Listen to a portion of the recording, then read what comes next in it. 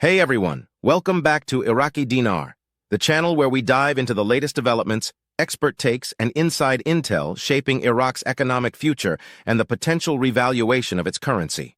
Today's update, dated April 19th, 2025, is a big one. If you've been tracking the chatter, or even just casually keeping an eye on this space, you're going to want to pay close attention.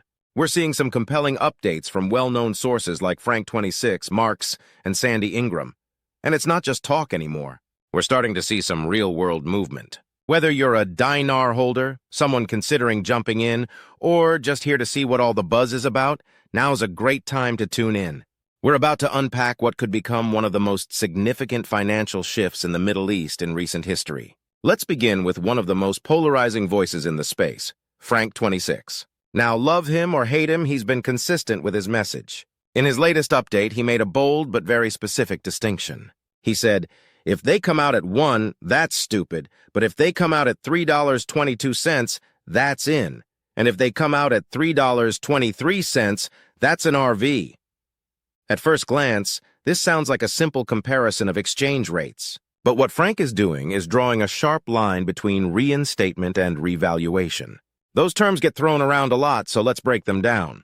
A reinstatement, or RI, refers to Iraq returning the dinar to its previous international value before the Gulf War and sanctions and before the 2003 invasion.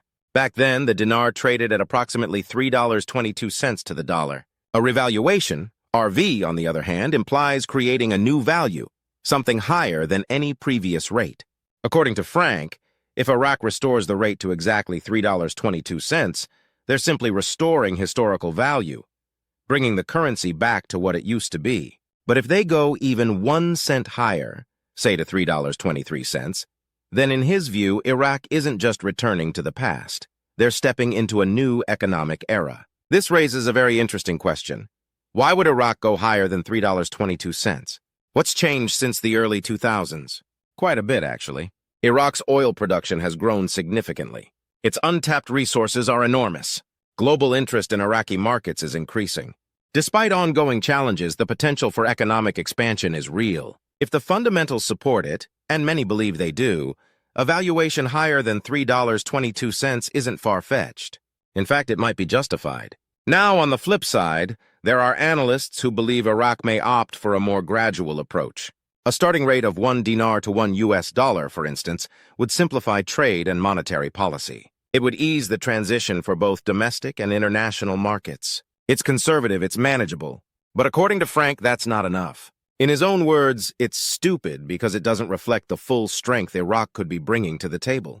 He believes that Iraq has the economic resources, the strategic partnerships, and the geopolitical backing to justify a much stronger opening rate. So now, we pose the question to you. If you're holding dinar or thinking about it, what kind of rate are you hoping for? Would $1 make you content? Or are you, like Frank, aiming for the historical levels, or beyond?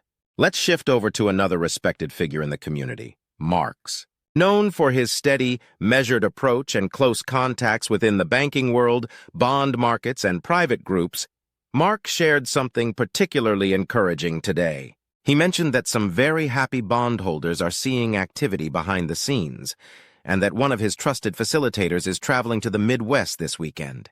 He specifically highlighted how unusual this is during a holiday like Easter. Why mention travel? Because in this world, when group facilitators, those involved with managing logistics for large currency or bond redemptions, are flying around during long weekends, it usually signals something big is moving.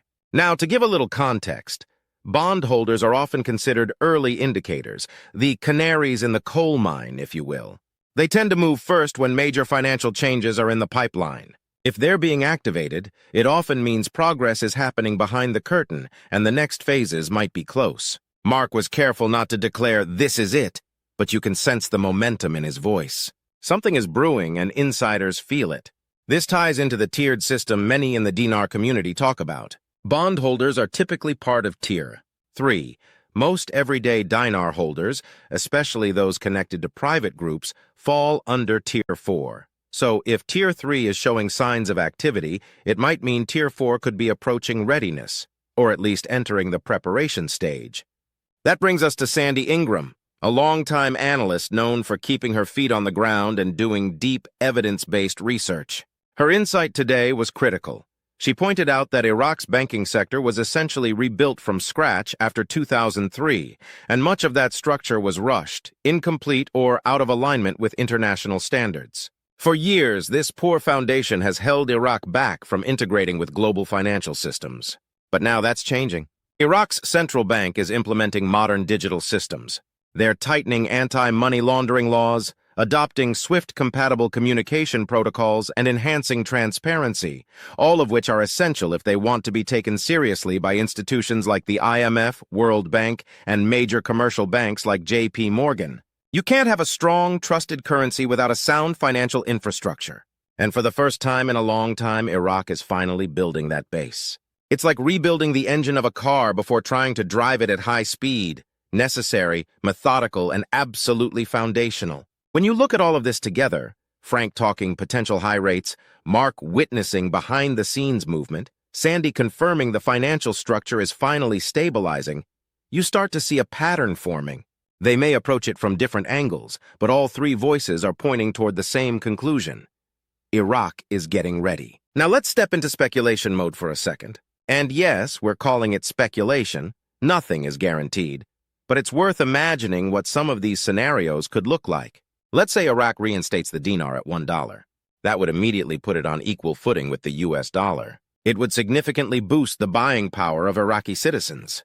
It would increase trust in the currency and likely open the door for more foreign investment. That kind of move, while modest in the global currency space, could be transformational for Iraq. But what if they go further?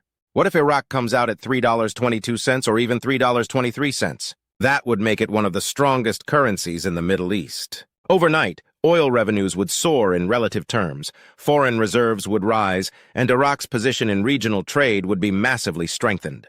It would be a bold statement to the world. Iraq is back and it's not playing small. There's also a more conservative model that some speculate about, a controlled float. This means starting at a lower rate and allowing market forces to gradually raise the value over time based on demand, supply, and overall economic health.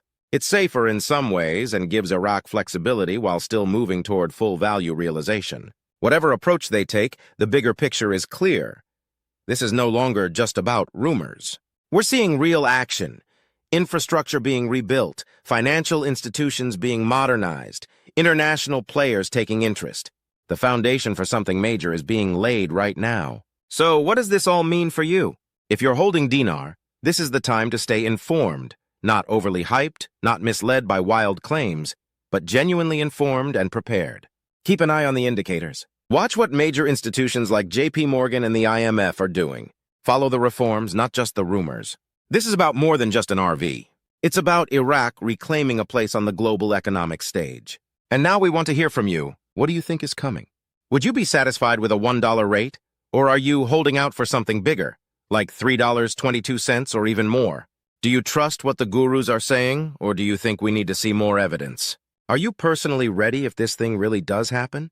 If you've made it this far into the video, thank you. Seriously, that means you're committed. So go ahead and hit that like button. Subscribe to Iraqi Dinar and tap that notification bell so you never miss an update. We're here to bring you the latest, clearly, calmly, and with no fluff every step of the way. Thanks again for watching, and we'll see you in the next one.